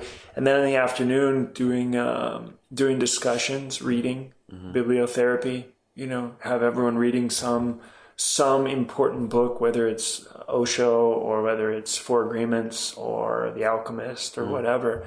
Getting them reading something, and then, like I said, having discussions, workshops, right, where we're basically counseling or doing workshops about various topics within the metaphysical kind of idea space. Yeah, and then is there any issues dealing with people using anything? There have been, sure. Cannabis is a challenging one. Yeah, there were issues with people using cannabis because in California, you can literally order it so it arrives to your door legally. Yeah. So any of our people from California who had medical cards would just sometimes order it. So that was. Why is cannabis like? Why should you abstain from it for the time being? Well, because it's that altered state of consciousness. It's that escape mechanism, right? They've been escaping for years, and there's nothing inherently wrong with cannabis as a medicine or as a tool, but oftentimes these people's relationship to that medicine is terrible. Right. It's just like, in American culture, we tend to take the most beautiful things of the world and just kind of destroy them and turn them into a grotesque thing. Like they've been using opium for hundreds, if not thousands of years in the Middle East and in Eastern countries to deal with pain and help people, deal with stuff without having severe addiction problems. And then, once capitalism of America and the drug war and everything happens, well, how can we turn this into a huge money marketing scheme? The supersize me culture. So then they make heroin and then all the Oxycontin and all that stuff. So these people's relationship to even something like cannabis, which can have a very healthy relationship, is something where it's just totally escape. It's always escape. Yeah, it's I mean, for me, a lot of what you're describing connects to food. Yeah, food, and I was just about to say that, food too. You see them come in here and, they're not using heroin anymore. Well, they're going to eat as much, even if it's healthy organic peanut butter. Yeah. Oh, yeah, it's got sugar in it. I'm going to just chow down on that. Fruit. Yeah, we got fruit. Yeah, well, they're going to eat tons of fruit, or they're going to eat, it's like you see the base structure of where the addiction resides, which is, I feel, maybe I just feel baseline, but I want to feel quote unquote high. Right. I want to feel better, some way. So, breaking them of that cycle is so fundamental. I mean, it's like, and that was my goal. That is my goal, is to help people break that cycle of needing always to escape in some way or another. Because even in that what you're describing, like even in McDonald's cheeseburgers, like it is a bit of a high. Or even Netflix, or even sitting there and watching Netflix for 3 or 4 hours. Yeah. There's nothing wrong with watching an hour of TV a day. You watch a documentary or something like that. But then when you sit there and gorge on it because you got nothing else to do, because you don't want to read a book, or you sit there on Facebook and just scroll through all the bullshit of, every 2 hours you get on there and scroll through everyone. It's a lot of our geek listeners just shut down. I know, I know. You guys tell me I can't watch The Punisher on Netflix when it comes out all at once. Because I'm going to do that. But ultimately, we all have those inherent qualities. I mean, most of us, I'm sure most of your listeners grew up in America. That's what we grew up with. I grew up playing video games on a Saturday for 10 hours. Right. Grew up, eating Fruity Pebbles and all that kind of stuff. Those are the cycles that we have to break if we want to find any sense of self-satisfaction and any sense of being on our growth edge of who we're becoming, who we really want to be as an individual. The man or the woman that isn't totally dictated by circumstance in their life, but that is engaged and can control how they feel depending on what they're going through. How many residents do you have right now? We actually just took a break. So we had 5 this last week, and we're taking a break for the holidays. Okay. So are the same 5 going to return? No. You'll have a new set coming in? Set, yeah. What sorts of relationships do residents have with each other? Is the environment, I'm assuming, is friendly? It's friendly most of the time. Sometimes you get some abrasiveness that occurs depending on he said, she said. You have to put out some fires sometimes. Yeah, you got to put out some fires sometimes. Yeah. Sometimes people don't like me all the time because I'm the guy that makes them do stuff that maybe sometimes they don't want to do. They don't want to wake up at 7:30, or they don't want to go to yoga at 9:30. So they get mad at me. But if they don't want to do it, is it just like, all right, well, there's the door? No, normally I make them go. Yeah. I mean, my response normally to people is they say they don't want to go, and I say, okay, that's good. Let's go. Like what else is there to say about it? You signed up to come here. Yeah. You are paying to learn and be taught, and one of the biggest lessons I teach people, there's two things that I harp on. One is integrity and honesty, personal honesty, and being integrous with your words at all times. And the second is being uncomfortable, pushing yourself into discomfort. Stop constantly seeking comfortable situations. Yeah. If you want to grow in your life, you have to be uncomfortable. So we do a lot of things that make people uncomfortable, like the frog medicine, the Kambo, the Hape, Sananga, cryo chambers, float tanks. All those things put people in a state usually of some sort of discomfort where they have to confront something. And even simple things like having discussions about their relationship with their parents or, where they're at in their life, coming to terms with the fact that, this is real. This did happen. Yeah. No more. There's no more escaping the emotional. Let's face it. Yeah, let's face it. Own Growth is most often prefaced with some level of pain or discomfort. Yep. Yeah, and it's in the Buddhist thought process of like seeking detachment. I think like that's for me personally, like that's been like the biggest lesson when I sort of learn more about that is we have this attachment to comfort, and especially. I would say it's very common in American culture. I can tell you I also experienced it in Iranian culture, where there is this thought of like, example, I meet my mom and my aunt who's visiting from Iran at Balboa Park a couple of weeks ago, and I rode my bike there. And so afterwards, we're like, all right, well, we're going to go eat somewhere. I'll ride my bike to where we're going to eat. And my aunt's like, but you're going to get tired. That's the point. That's sort of the idea. Exactly. But there's this sense that people have that I guess like people take to the extreme is that when you have this attachment to feeling comfortable at all times, as soon as you feel the tiny bit of discomfort, you apply this negative judgment to it. Oh, it's got to be bad. Yep. Something's bad. Yep. But being able to push past that is, I guess, like the first step to seeing past it. Yep. But how many people are on staff right now?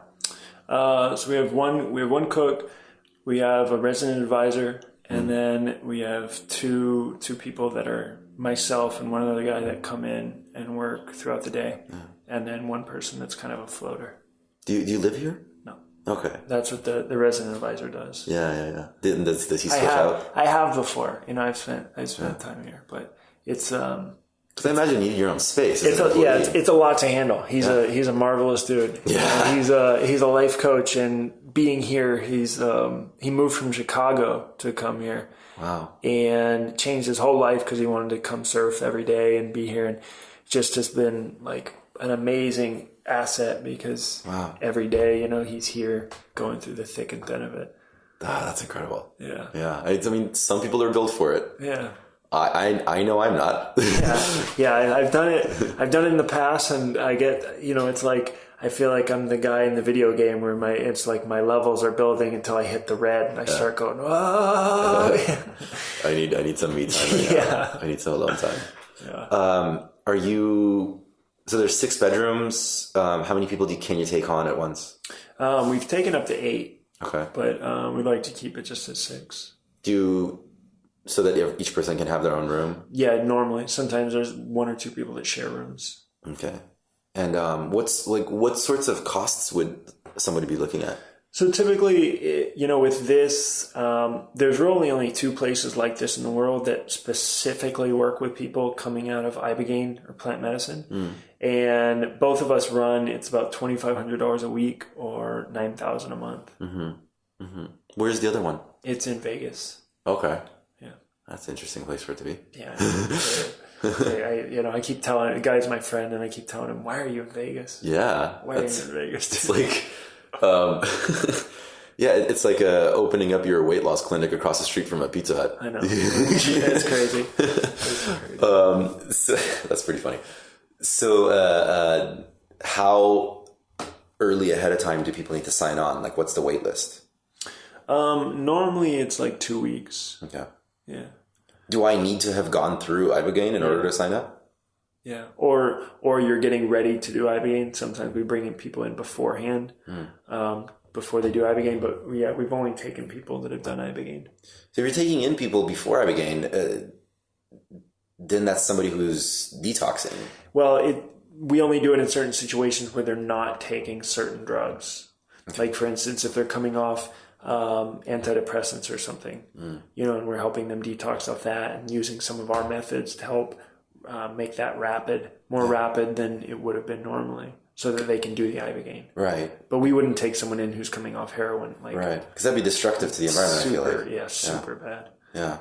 Yeah. And what is the advantage of being in a group setting rather than being alone? That's a good question. And going through the same lessons and coaching. Yeah. I think both have advantages. It all depends on the individual. You know, being in a group setting can be powerful because you can either become a leader in the group, but it can also be a disadvantage because sometimes you'll just become a follower.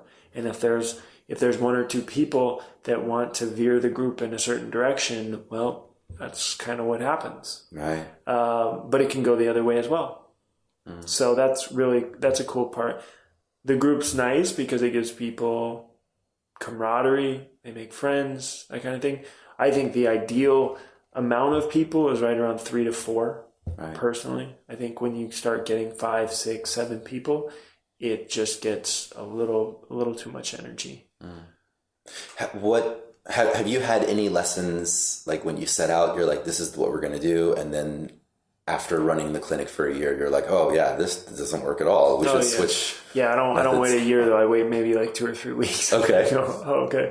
Like when we first started, we were doing normal vinyasa yoga, and that was not a hit. They would just lie on their mat, didn't want to move. You know, so vinyasa is so you're doing Kundalini yoga now? Now, yeah, I do Kundalini because it requires less movement. So vinyasa is very movement based. It requires a lot of posing, a lot of asanas where you're constantly moving around. So it's a little bit, more athletic, a little more challenging physically. So, you know, in the group that we had, maybe it was just the group at the time, but they would quit. Yeah. And then in vinyasa classes, typically there's more people. So then you have people that are just lying on their mats, totally disinterested, which brings the whole energy of the yoga class down, affects the teachers. So then we had to switch to Kundalini, which was a better fit because at least it didn't require so much movement. It was just a lot of breath work mostly, and smaller classes, a little bit more intimate. So it allowed for the teachers to work with the students easier. Yeah. Yeah. Very cool. What have you found to be the most resounding success? Like, I've always known this, and now I have like proof positive. 5-MeO DMT. Really? Yeah. What? So taking him to Mexico, doing it in a space it's legal, and find that experience allows them to connect to something greater than they've ever had before. It allows them to have that sense of oneness that they've been searching for so long, and really, really catalyzes some rapid shifts in their emotional state and their energetic state. Easily the most powerful tool. Obviously, plant medicine. Plant medicine, living medicine, because it comes from a toad. It's not, you can't call it plant medicine, but living medicines, entheogenic medicines that allow a person to see past the illusion of culture that we live in, to see past the illusion of identity that they've taken on, and to allow them to go to their core and start to redevelop who they are, what they want to be. Do people ever get scared and not want to do it? Oh yeah. Yeah? Oh yeah. How do you deal with that? I say, good, you're scared? All right, let's go. I don't know if I would be so terrified of like getting somebody DM'd who doesn't want to do it. It's so funny. People tell me, they're like, yeah, Charles, you just have this way of like convincing us. Like, I don't know. I don't take no for an answer. You tell me no, or you tell me I'm scared. All right, I get it. Yeah, me too. Yeah. Like, I understand. Yeah. Okay, what do you do? Yeah. What's 5-MeO DMT is different than the DMT that most of us would have accessed in what way? Yeah, so the DMT, most of people who have done quote unquote DMT, which is actually NN-DMT, which is found in chacruna, found in ayahuasca. that experience is very visual, very geometric, colorful. I would say very outwardly sensed, right? You're seeing things with your eyes, or you're having visions, you know, you're hearing certain things. If you're listening to music, you become totally engaged in the song. It's like you're part of the song, right? Right. So it's very much a still identified experience. You still have your identity that you're relating to everything. The 5-MeO-DMT experience is distinctly different because it's more powerful, and so it takes you to a place where you dissolve from your identity, where you become formless. As Eckhart Tolle talks about, you lose sense of form. The illusion of form goes away, and you simply become one with all, which can be terrifying because it feels as if you're dying. Yeah. Which is okay. Yeah. You know, as I tell them, if you feel like you're dying, die. Go for it, you know? Trust me, you're not actually dying, but that feeling, which you're so scared of, you're always scared of your feelings, like dive into them, you know, or allow them to resonate fully and see that there's nothing actually to scare you, right? And so it's terrifying. So yeah, you go to this place where you're just ego dissolved completely, and then you come back, and usually it's some sort of powerful release that occurs. Whether it's in the form of screaming, primal screaming, or crying, or ecstatic movement, or laughing, or whatever. There's a whole variety of things that happen to people.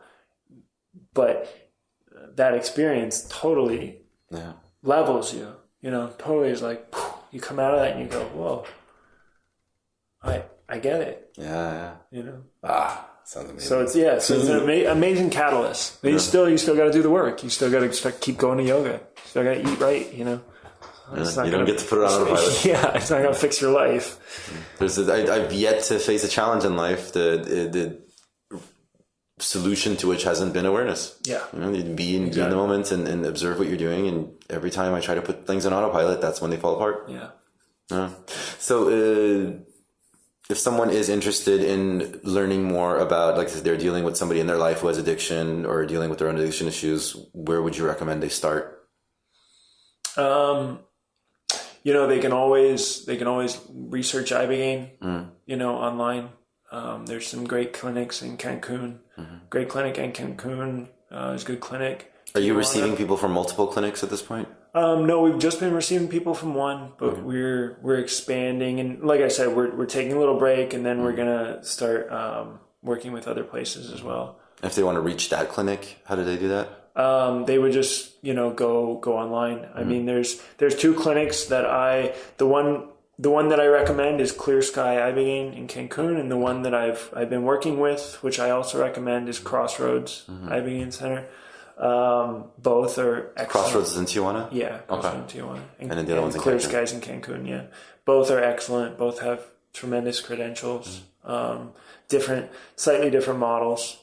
Okay. And so, I mean, that's the first place, is you got to get clean, right? You got to do something to get clean. So Ibogaine first, and then looking at aftercare, you know, either place in Vegas or calling us up and talking. Your phone call or website? Yeah, Samsara Aftercare. Samsara Aftercare. Okay, perfect. Cool. There's a lot of amazing information. Thank you so much for sitting with us. I can tell you this, like, sitting in the house, it feels like it has a really nice energy. You have an incredibly great energy. Thanks. Feel very calm and nice sitting here. It's been a great conversation. Yeah, totally. But thank you for all you're doing, and thank you for being so vulnerable and telling your whole life story. Yeah, totally, man. Thanks for sharing it. Thanks for being a conduit to share it. It's cool. Thank you.